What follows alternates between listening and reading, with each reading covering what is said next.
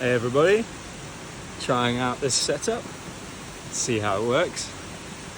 So, just want to talk about the relationship between time, equity, debt, and money.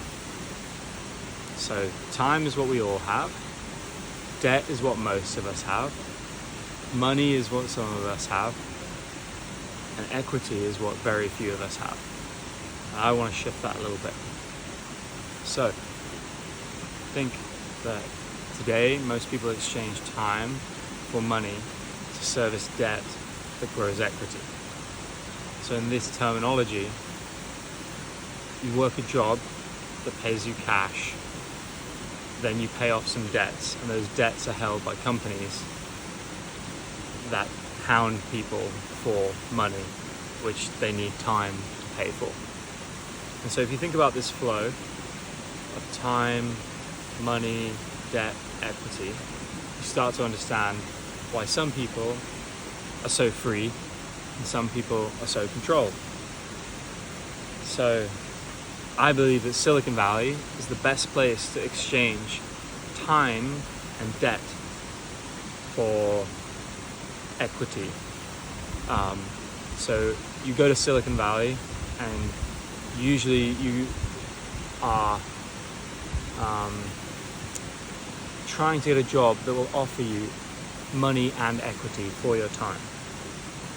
And you can use your time or your debt to get hold of the equity that will then be exchanged for money.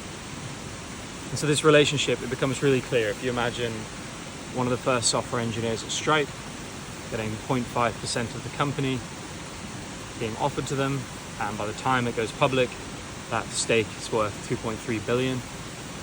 Think about the flow. They've exchanged 5 years of their life for a tiny amount of cash, enough to survive. So a little bit of money, but mostly they got hold of some equity.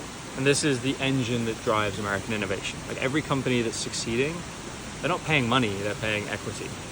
It's just that most people don't get to ever earn equity in their lives. You either form it as an entrepreneur, or you move to Silicon Valley or work with a Silicon Valley coded company. So what I want to share with everybody is my belief that more people should take on more debt and put more time into getting hold of equity. Because if you go to zero, bankruptcy is not that bad, right? It's not good, but it's certainly not getting shot for your debts. Now, most people don't want to do this, right? Most people will take on debt for healthcare, they'll take on debt for education, they'll take on debt for a house, they'll take on debt, for their phone, but they won't take on debt to go and get equity. And that's where I think almost everyone goes wrong, and that will be the subject of the next video. All right, cheers, bye.